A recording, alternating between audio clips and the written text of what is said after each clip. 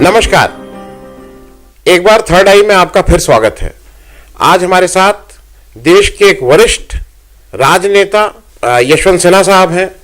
यशवंत सिन्हा साहब के परिचय मैं नहीं दे रहा हूं क्योंकि ये परिचय सबको पता है, लेकिन एक बात याद दिला दे रहा हूं सबको कि ये बहुत इने गिने, मेरे ख्याल में, मेरी याद में तो ऐसे बहुत कम लोग हैं। ये सर्विंग आईएएस थे, इनकी नौकरी बाकी थी, एक अच्छी खासी नौकरी 10-15 साल की बाकी थी, और उस समय शायद जयप्रकाश नारायण का आंदोलन से इतने प्रभावित हुए और देश के हालात से इतने प्रभावित हुए कि इन्होंने स्वेच्छा से इस्तीफा दिया। और उस समय इन्होंने कोई रूलिंग पार्टी की पॉलिटिक्स नहीं की, इन्होंने ऑपोजिशन की पार्टी ज्वाइन की और उस तरह की पॉलिटिक्स की है। हालांकि हाल के दिनों में इन्होंने एक बार फिर इस्तीफा दिया है भाजपा से, उसके बारे में हम लोग जब बात करेंगे तब करेंगे। यशवंत जी, बहुत बहुत स्वागत है आपका इस थर्ड आई में। मैं शुरू करूंगा, आप सब लोग, आप आपातकाल के समय, आप तो उस समय नौकरी में थे और एक बड़ा कारण शायद आपको छोड़ने का वो आपातकाल से पहले का जेपी और आपातकाल के समय और उसके बाद, और 84 में आपने छोड़ा। आपको कभी कभी लगता है जो वो आपातकाल था और अभी देश में जो स्थिति है उसमें कुछ रिजेम्बलेंस है? ये अनकॉल्ड कोई एक क्या इमरजेंसी, अनडिक्लेयर्ड है?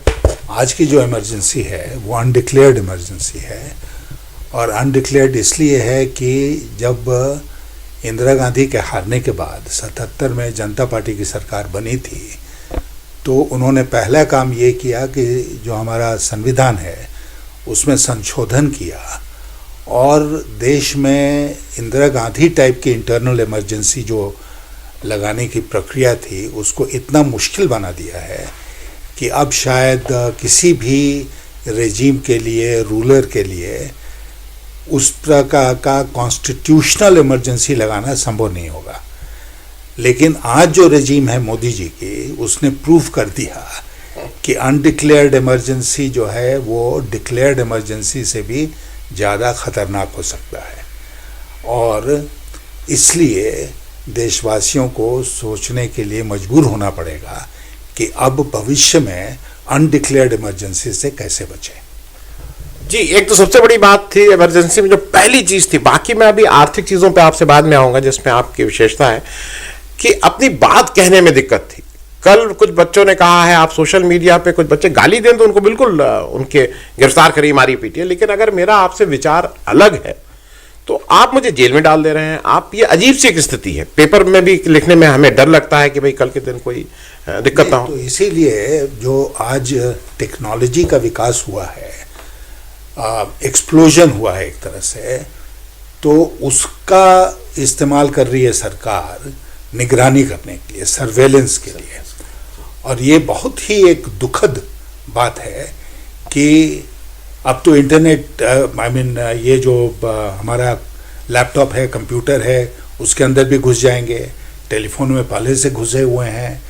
तो एक टेक्नोलॉजी का उपयोग करके वो हमारे बारे में सब कुछ जानते हैं, और किसी भी स्टेट के लिए ये एक खतरनाक चीज़ है, क्योंकि वो जानते हैं कि हमारे प्रेफरेंसेस क्या हैं, कैसे है।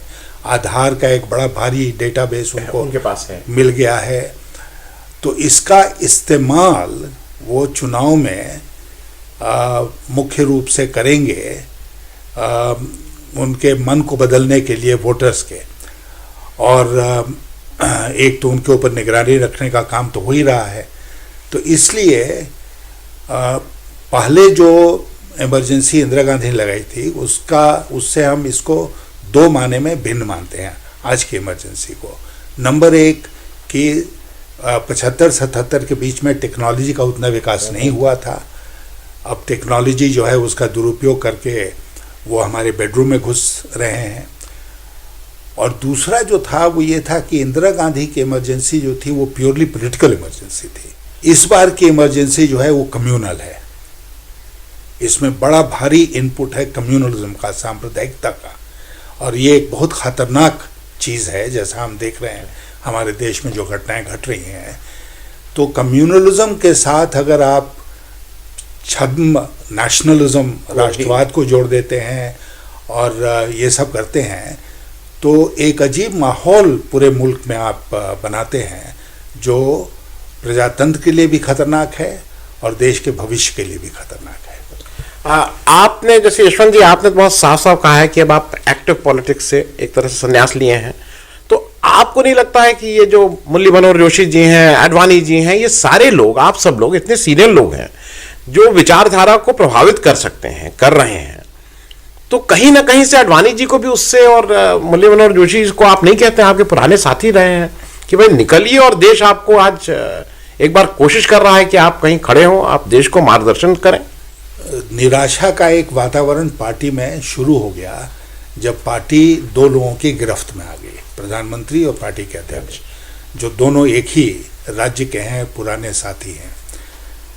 एक दफ़ा ऐसा भी मौका आया जबकि आपको याद होगा, आडवाणी जी, जोशी जी, शांता कुमार जी और हमने 4 लोगों ने मिलकर एक बयान जारी किया था। उससे बहुत हलचल मची थी देश की राजनीति में। लेकिन फिर हमें लगा कि इन लोगों के ऊपर कहीं ना कहीं कोई दबाव पड़ा, क्योंकि उसके बाद दूसरा स्टेटमेंट जो था वो हम लोग नहीं इशू कर पाए, और मुझे निराशा हुई। और उसके बाद ऐसा नहीं है कि मेरी बातचीत इन नेताओं के साथ नहीं हुई है, लेकिन मुझे लगता है कि कहीं ना कहीं उनके ऊपर दबाव है, कहीं ना कहीं वो किसी न किसी घेरे में हैं जिसके चलते वो खुलकर बोल नहीं पा रहे हैं। और मैंने अपने को किसी घेरे में महसूस नहीं किया, मैं स्वतंत्र बराबर रहा, और इसलिए मैं स्वतंत्र होकर अपनी बात कहता रहा, पार्टी में जब था उस समय भी, और जब मुझे लगा कि अब पार्टी से बाहर निकलना चाहिए अपनी बात को और ज़्यादा विश्वसनीयता देने के लिए, तो मैंने पार्टी छोड़ दी। आपने एक बात कही जिसको मैं उसको भी स्पष्ट कर दूं कि आपने कहा कि मैंने राजनीति से संन्यास ले लिया है। नहीं, मैंने पार्टी पॉलिटिक्स से संन्यास लिया है, मैंने चुनावी राजनीति से संन्यास लिया है, लेकिन साथ साथ मैंने ये भी कहा है कि जो देश के ज्वलंत मुद्दे हैं उस पर मैं अपनी आवाज़ उठाता रहूँगा, अपने विचार देश की जनता के सामने रखता रहूँगा। यानी आपके लड़के जो हैं इस कैबिनेट के पार्ट हैं, और आपके लिए ज़्यादा मुश्किल है ये स्टैंड लेना, आप उससे कैसे उबर पाए? मतलब आपका भाई आपका पुत्र था, क्वालिफाइड पुत्र है। बहुत फख्र है अपने लड़के जयंत के जो भी उसकी उपलब्धियां रही हैं जीवन में, और जयंत को पार्टी ने हमारी जगह पर जब मैंने मना कर दिया था तो उनको लड़ाया, और वो बहुत वोट से 2014 में जीते, फिर यहाँ पर केंद्र में उन्हें मंत्री बनाया गया।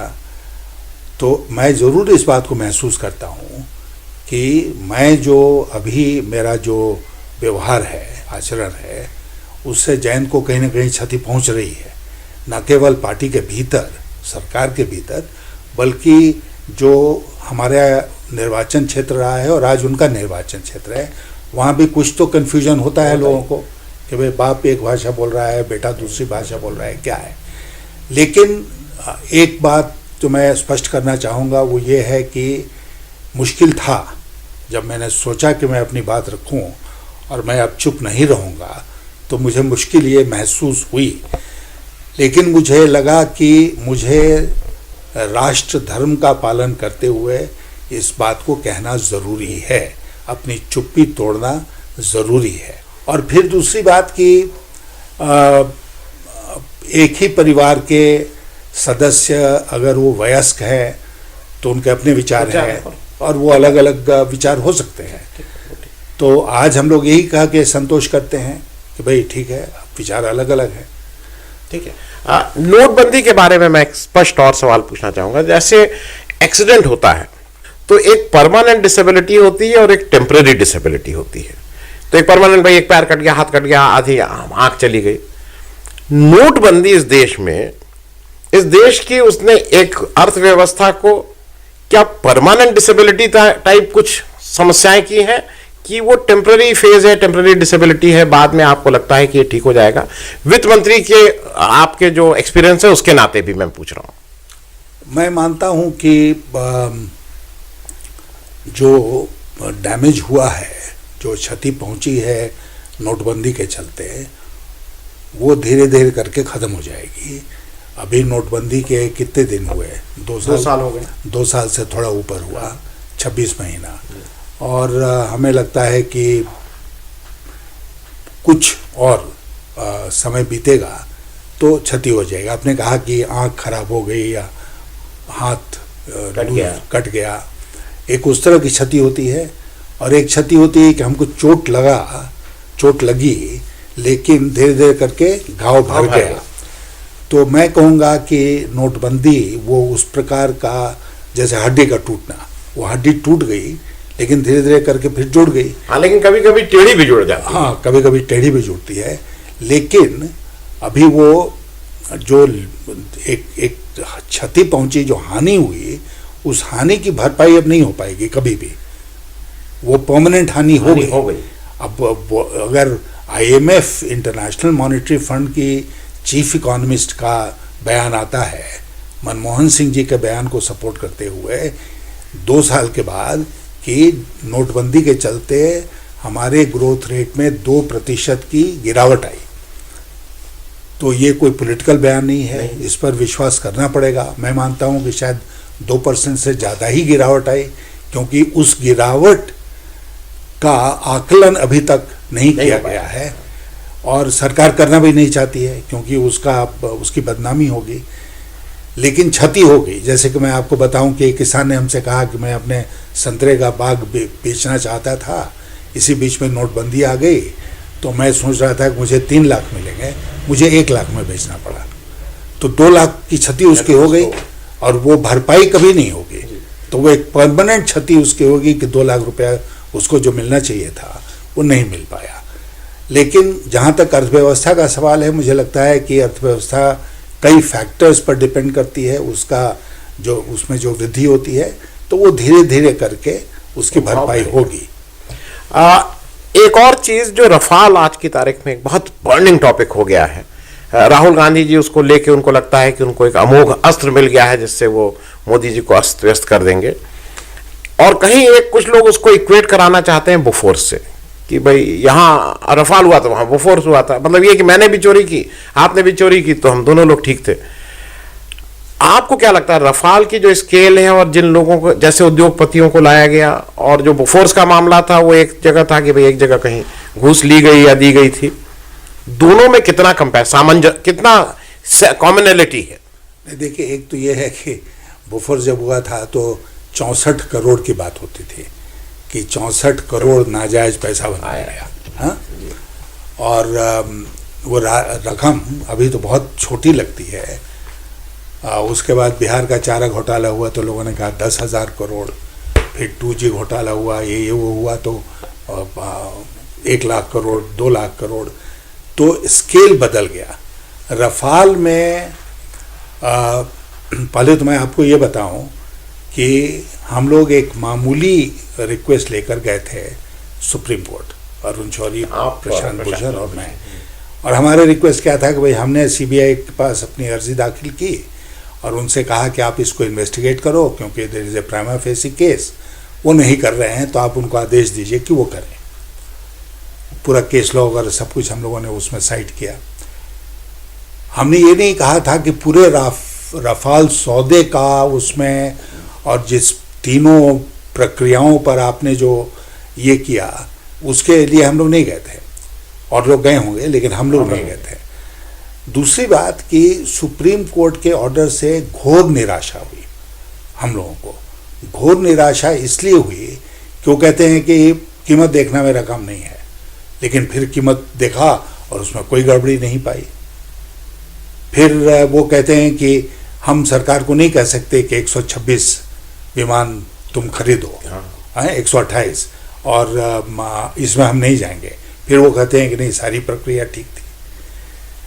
फिर वो ऑफसेट के बारे में जो तर्क हम लोगों ने दिए थे उसके बारे में बिल्कुल उन्होंने, जो लगता है तथ्यात्मक दृष्टिकोण से गलत उनका फैसला है, वो उन्होंने दिया। और सबसे जो बड़ी बात थी वो थी कि उन्होंने ये जो प्राइस, नहीं, प्राइस को लेकर उन्होंने जो कहा कि CNAG नहीं, कि कंट्रोलर ऑडिटर जनरल का रिपोर्ट आ गया, वो रिपोर्ट पीएससी ने देख लिया और पीएससी का रिपोर्ट जो है वो पब्लिक डोमेन में आ गया। ये जब हुआ ही नहीं था, तो सुप्रीम कोर्ट में कोई ऐसा अंग्रेजी का ज्ञानी है जो कि इज को हैज बीन करता है, समझ लेता है। अच्छा, दूसरी बात कि बंद लिफाफे में था, हम लोगों ने उसको नहीं देखा, उस पर हम कोई टिप्पणी नहीं कर रहे थे, कर ही नहीं सकते थे क्योंकि बंद लिफाफे में था। और बंद लिफाफे में जो तथ्य दिखाए गए उसके ऊपर सुप्रीम कोर्ट अपनी टिप्पणी करे और कहे कि हम सब मान गए, तो ये तो एक तरफा बात हो गई ना। तो खैर, मैं ये कह रहा हूं कि जो प्रक्रिया थी, अगर बंद लिफाफे में सरकार ने प्रक्रिया बताई, वो प्रक्रिया भी गलत है। क्योंकि मैं खुद पब्लिक अकाउंट्स कमेटी का सदस्य रहा हूं।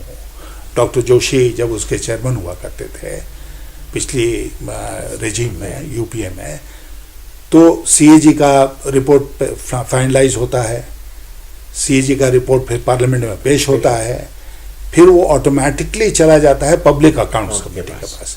पब्लिक अकाउंट्स कमेटी की बैठक में फिर तय होता है कि हम किस सीएजी के किस रिपोर्ट को ज़्यादा डिटेल्ड एग्जामिनेशन के लिए सेलेक्ट करेंगे, ये पीएससी तय करती है। और तब उसकी वो प्रक्रिया शुरू होती है एग्जामिनेशन की, और एग्जामिनेशन अगर उन्होंने करके फिर वो रिपोर्ट देते हैं पार्लियामेंट को। पार्लियामेंट में रिपोर्ट का कौन सा हिस्सा जाना चाहिए, कौन सा गोपनीय रखना चाहिए, ये पीएससी तय करेगी, ये सरकार नहीं तय करती है। तो वो प्रक्रिया का जो इन्होंने जिक्र किया, वो प्रक्रिया भी गलत थी, और सुप्रीम कोर्ट ने उस प्रक्रिया को न केवल सही मान लिया बल्कि होने वाला है उसको हो चुका भी मान लिया। एक और एक ऐसा आपसे वैचारिक वाला क्वेश्चन है, क्योंकि एक हम लोगों को कष्ट होता है। मैंने जैसे अपनी ऑफिस में पीछे गांधी जी की बड़ी फोटो इधर लगा दी पिछले 4-5 साल से, मानता था घर में लगती थी, क्योंकि मैं बिल्कुल क्लियर हूं कि अब मैं थक गया हूं कि गांधी के विचार को जिस ढंग से आज की तारीख में अटैक किया जा रहा है, और गांधी को नहीं, नेहरू को भी, जो लोगों की अपनी राय हो सकती है, लेकिन इस देश जो आर्किटेक्ट थे और जो देश जहां खड़ा है उसमें नेहरू के बहुत बड़ा कंट्रीब्यूशन है। वैचारिक रूप से हम लोग अलग हो सकते हैं। इन दोनों लोगों के ऊपर जितना हमला हो रहा है, उस पर आपको कभी कभी नहीं लगता है कि सबको सारी चीजें छोड़ दीजिए, राम मंदिर छोड़ दीजिए, नोटबंदी छोड़ दीजिए, वैचारिक जो हमला हो रहा है उसमें कहीं आपको खड़ा होना चाहिए? नहीं, उसमें खड़ा होना चाहिए, और जो वैचारिक हमला हो रहा है वो अत्यंत ही दुखद है, क्योंकि उसमें तो फैक्ट्स का भी ध्यान नहीं रखा जा रहा है, झूठ बोला जा रहा है, झूठ बोला जा रहा है। लेकिन पंडित नेहरू फ्रीडम फाइटर थे, सब कुछ थे, देश को बनाने में उनका बहुत बड़ा योगदान है, इसको कहने में हमें कहीं भी तनिक संकोच नहीं है। लेकिन साथ ही साथ मैं ये भी कहूँगा कि नेहरू, गांधी को डिफेंड करने की जिम्मेदारी सबके ऊपर है। नेहरू चूंकि कांग्रेस पार्टी के प्रधानमंत्री थे, तो ज़्यादा जिम्मेदारी कांग्रेस पार्टी के ऊपर है कि वो नेहरू को डिफेंड करें। उन्होंने पटेल को कैसे डिफेंड किया? पटेल को तो मोदी ने हथिया लिया, लेकिन कांग्रेस पार्टी क्या कर पा रही है? तो इसलिए जो आइकॉन्स हम लोगों के प्री इंडिपेंडेंस के थे, पोस्ट इंडिपेंडेंस के थे, उनको धीरे धीरे करके ये अपनी तरफ अपना बना रहे हैं। और ये मुझे लगता है कि इसको क्या कहा जाए, इट्स लाइक चाइल्ड लिफ्टिंग। कि दूसरे के बच्चे को अपना बना लिया, दूसरे के पिता को अपना पिता बना लिया। ये कहीं ना कहीं थमना चाहिए, ये अच्छी बात नहीं है। अच्छा, दूसरी बात क्या है कि कांग्रेस मुक्त भारत, ये तो फासिज्म का नारा है ना।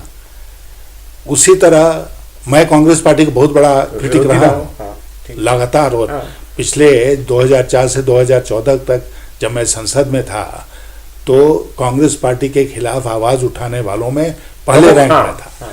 लेकिन उसके बावजूद भी मैं व्यक्तिगत इसको नहीं मनाऊंगा, व्यक्तिगत कोई आक्रमण नहीं करूंगा किसी के ऊपर। पॉलिटिकल डिफरेंसेस हैं सो हैं, और ये बात मैंने अपने पहले नेता चंद्रशेखर जी से सीखा कि भाई कोई भी कितना भी व्यक्तिगत रिश्ता आपका खराब क्यों ना हो, नहीं, पॉलिटिकल रिश्ता रिश्ता खराब खराब क्यों हो। ना हो, व्यक्तिगत रिश्ते के ऊपर इसका मत असर आने दीजिए और एक मर्यादा को हरदम और मर्यादा को ध्यान में बराबर रखिए। तो वो तुरंत पहुंच जाते थे, कितने भी उनको इंदिरा गांधी ने उनको जेल में डाल दिया, लेकिन वो कोई भी बात होती थी इंदिरा गांधी के साथ खड़े नजर आते थे। और किसी भी लीडर, ये तो अक्रॉस, मतलब वो हाँ। कोई भी लीडर हो, कोई भी लीडर हो उसके साथ, क्योंकि सब लोग देश की बात कर रहे हैं ना। लेकिन आजकल एक, जैसे आप इशारा कर रहे थे कि मान लीजिए कि मैं प्रेजेंट रेजिम को क्रिटिसाइज करता हूँ, तो मैं एक नंबर देशद्रोही हो गया, वो हो गए, हैं? हिंदू मैं विरोधी हो गए। एंटी हिंदू हो गया। हाँ। उसके बाद सबसे जो बुरी बात है वो है कि मैं प्रो पाकिस्तान हो गया। हाँ हाँ हाँ, बिल्कुल, आप तो पाकिस्तानी हैं? जी बिल्कुल। इनको क्रिटिसाइज करने का मतलब कि प्रो पाकिस्तान आप हो गए। अल्टीमेट गाली जो दिया जाता है वो ये कि ये तो पाकिस्तान की तरफ हो गए। तो ये क्या माहौल है? मैंने पब्लिक डिस्कोर्स का एक स्टैंडर्ड होना चाहिए। मणिशंकर ये अपने घर में पाकिस्तान के पूर्व विदेश मंत्री को खाने पर बुलाते हैं, उसमें कुछ लोगों को बुलाते हैं, बल्कि उन्होंने मुझे भी बुलाया था।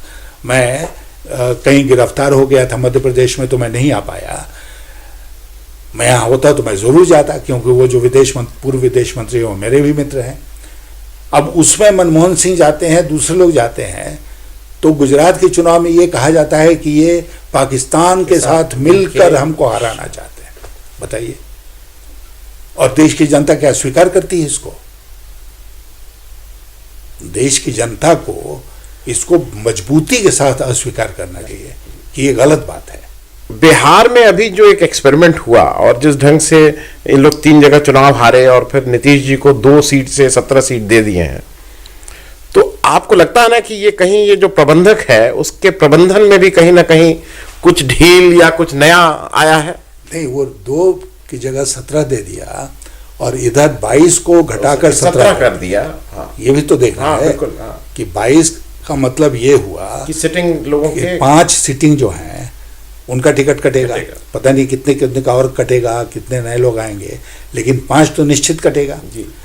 तो ये किस प्रकार का समझौता है मुझे समझ में नहीं आया, क्योंकि मैंने भी बहुत इंटर पार्टी नेगोशिएशंस किया है। और उसमें एक जो सिद्धांत होता है वो ये होता है कि भाई सिटिंग गेटिंग, कि हमारा अगर उम्मीदवार जीता है वहां से, एमपी है, एमएलए है, तो उसको आप सीट हमको दे देंगे। अब कैसे नेगोशिएशन हुआ, कितनी मजबूती के साथ भाजपा ने अपने आप पक्ष रखा, क्यों ये समझौता किया, ये मुझे लगता है कि अंततः कमजोरी का परिचायक है। एक पैनिक का भी परिचायक है कि भाई हमारे कुछ सहयोगी छोड़कर जा रहे हैं, तो कुछ भी करके अपना सैक्रिफाइस करके अपने सहयोगी को साथ रखो। चलते चलते अंतिम क्वेश्चन, वो मैं इसलिए कह रहा हूं क्योंकि आपने जिनके साथ अपनी राजनीतिक पारी शुरू की उनका नाम ही अध्यक्ष जी था। मतलब अगर उनको कहीं भी कोई पूछे कि अध्यक्ष जी कहाँ, वो अध्यक्ष हो चाहे ना हो, लेकिन उनको अध्यक्ष जी के नाम से ही रेफर किया जाता था। बाद के दिनों में बहुत दिनों बाद अपनी पार्टी के अध्यक्ष मतलब नहीं भी थे, और वो तो उनमें वो गुण थे कि ये था कि वे अध्यक्ष वाले हैं, जैसा आपने बताया all party across the line. आपको अभी नहीं लगता है जो नई रिजीम आई है, नीतीश जी ने एक प्रबंधक बड़े प्रशांत किशोर को सौंप दी है अपनी पार्टी, भाई वो जैसे चाहे वो चलाएं, एक इधर सौंप दी गई है। अमित शाह जी की जो क्वालिफिकेशन, जिसकी मैं भी इज्जत करता हूं, वो एक ही एक बहुत अच्छे प्रबंधक है, एक्सेलेंट इलेक्शन मैनेजर, साम दाम दंड भेद, डरा के धमका के कुछ भी करके वो पार्टी को मतलब जिसको कहते हैं डिलीवर करा देते हैं। प्राइवेट सेक्टर में जो माना जाता है कि आप end justifies the result, Gandhi ji वाली बात नहीं। तो आपको कभी अजीब अजीब नहीं लगता है कि एक कहां से आपने शुरू किया, जहां अध्यक्षीय गुण होना जरूरी था, एक उसके पास विजन होना चाहिए, उसके पास सब लोगों को साथ लेके चलने की हिम्मत और ताकत होनी चाहिए। अब जो प्रबंधक लोग आ गए हैं, जो सो कॉल्ड अध्यक्ष और उपाध्यक्ष हैं, इन दोनों के बीच करके हम लोग और चंद्रशेखर जी के बारे में कुछ नहीं। चंद्रशेखर जी आपने जैसा कहा कि बराबर ही अध्यक्ष जी के नाम से जाने जाते रहे, और वो इसलिए कि एक पर्याय बन गया। चंद्रशेखर का मतलब अध्यक्ष, अध्यक्ष का मतलब चंद्रशेखर। तो उन्होंने अपनी वो पहचान बनाई थी और अंत तक रही। और मैंने अभी बताया आपको कि अक्रॉस द पार्टी लाइन्स उनकी अपील थी। संसद में अगर एक अपनी पार्टी के वो प्रतिनिधि थे तब भी वो खड़े होते थे, तो सारा सदन खामोशी से उनकी आवाज़ को सुनता था। तो ये एक उनकी पर्सनालिटी का कमाल था कि वो उनको इतनी इज्जत मिलती थी। अब मैं किसी के बारे में ऐसा नहीं समझ सकता हूँ कि कोई इतनी इज्जत कमांड करता है, इतना रिस्पेक्ट कमांड करता है। तो वो एक बात हुई। दूसरी बात जो है प्रबंधन की जो बात आपने की, तो फिर मैं टेक्नोलॉजी की तरफ जाऊंगा कि टेक्नोलॉजी के विकास के साथ साथ जो चुनाव प्रबंधन है उसका भी बहुत विकास हुआ है। और चुनाव प्रबंधन अपने आप में कला हो गई है। मैं भी अगर इसके पहले चुनाव लड़ता था तो कोशिश यही करता था कि मैक्सिमम प्रबंधन के साथ चुनाव लड़ूं, जिससे कम से कम संसाधन के साथ भी संसाधन की कमी हाँ है। नहीं, और उसमें बूथ कमेटी हो तो ये हो तो वो हो, सब कुछ। तो एक तो वो नेसेसरी डेवलपमेंट उसका आप कहिए कि आवश्यक रूप से टेक्नोलॉजी के विकास के चलते, सोशल मीडिया के चलते प्रबंधन जो है वो काफ़ी टेक्निकल हो गया है। लेकिन उसके साथ ही साथ टेक्निकल हो जाए अच्छा है, सब कुछ ठीक है, लेकिन उसमें दोष पैदा किया जाए तो वो ठीक नहीं है। जैसे पैसे का खेल। अब किसी के पास इतना अफरात पैसा हो जाए कि आप एक कार्यकर्ता के रूप में जाएं और जहां सामान्य परिस्थिति में हम उनको 100 रुपया देंगे, आप उनको 10,000 रुपया दीजिए कि हाँ भाई जाओ मौज करो आज के दिन, फिर दूसरे दिन आओगे तो फिर 10,000 देंगे। तो ये प्रबंधन नहीं है, ये दुरुपयोग है आपकी जो वित्तीय ताकत है उसका। और इसी वित्तीय ताकत के साथ साथ फिर जो दूसरे प्रकार की ताकत है कि आप सरकार में हैं तो सरकारी तंत्र आपके कंट्रोल में है या गुंडा तंत्र आपके कंट्रोल में है, उसका अगर आप उपयोग करते हैं या दुरुपयोग करते हैं तो वो बहुत चिंता का विषय है। तो ये जो 3 चीज़ें हैं, प्रबंधन जो आप कह रहे हैं जिनको मास्टर प्रबंधक आप मान रहे हैं, उनके आर्मरी में ये तीनों चीज़ है। खाली वो टेक्नोलॉजी पर आधारित प्रबंधन नहीं है, ये भी है। मैं बात कर रहा था अध्यक्ष होने की। अध्यक्ष जो आज होता है, पहले भी होते थे, भाजपा में भी बहुत से तमाम अच्छे प्रबंधक रहे, प्रमोद महाजन जी बहुत अच्छे प्रबंधक, लेकिन वो पार्टी के अध्यक्ष नहीं होते थे। अध्यक्ष का मतलब थोड़ा विजन, सबको साथ ले चलने की हिम्मत, थोड़े सॉफ्ट, विनम्रता, ये सारी चीजें जो थी वो गुण होने चाहिए थे। थोड़ा पढ़ा लिखा, थोड़ा नहीं, अच्छा पढ़ा लिखा। अब आप यही देखिए कि यहाँ अध्यक्ष होने के पहले वो श्रीमान जी जो हैं वो क्या थे, मैक्सिमम ऊंचे से ऊंचे पद जिस पर वो पहुंचे थे वो था मिनिस्टर ऑफ स्टेट। एक राज्य में वो मिनिस्टर ऑफ स्टेट थे जी, लेकिन वो प्रधानमंत्री जी के प्रिय पात्र थे, इसलिए राष्ट्रीय अध्यक्ष बन गए जी। लेकिन अब वो है क्या कि उस पार्टी में एक आदमी जब वहाँ पहुँच गया तो सब लोग फिर उसकी प्रशंसा और खुशामद में लग जाते हैं। तो उन्होंने अर्न नहीं किया उसको, जैसे चंद्रशेखर जी ने अर्न किया, इन्होंने अर्न नहीं किया, इनके ऊपर थोपा गया। अब वो थोपा हुआ पान के घूम रहे हैं, जब तक उस पद पर हैं तब तक बहुत इज्जत है, उसके बाद कौन पूछेगा। जहाँ तक आपने विजन की बात की, तो विजन के लिए मुझे लगता है कि कुछ तो पढ़ा लिखा होना चाहिए जी जी। तो अभी तो लोग अपनी डिग्रियां छुपाते चल रहे हैं कि कहीं हमारी डिग्री का पता न चल जाए हैं। अरे भाई डिग्री है तो दिखाओ ना दुनिया, छुपाने की क्या बात है। लेकिन हम उस स्टेज में हैं जहां पर कि हम डिग्री छुपाते हैं। इस समय करंट पॉलिटिक्स में 80 साल की उम्र के बाद, पार करने के बाद जेल जाने वाले शायद ये नेता, क्योंकि अन्ना भी इनसे छोटे हैं उस उम्र में, तो जेल वो 2-4-5 दिन के लिए जब भी गए हों, लेकिन मेरी जानकारी के अनुसार देश का ऐसा राष्ट्र नेता जो 80 के बाद भी इस देश के लिए फिर जेल जाने को तैयार फिर से बैठा हुआ है। एक बात यशवंत जी के बारे में और आपको बता दूं, ब्रिटिशर्स के अगेंस्ट बहुत लोग कहते हैं राष्ट्रवाद। ये व्यक्ति वो थे, इनको शायद 4-5 साल का टाइम मिला था जब ये वित्त मंत्री थे, तो इन्होंने जो शाम को बजट होता था, क्योंकि वो सूट करता था हमारे आकाओं को वहाँ लंदन में, अंग्रेज़ों को, इन्होंने उस टाइम को चेंज करके जो हमारे यहाँ बजट का टाइम है वो इन्होंने चेंज किया था। ये मैं इसलिए सर बता रहा हूँ ये बहुत से बच्चों को नहीं पता है।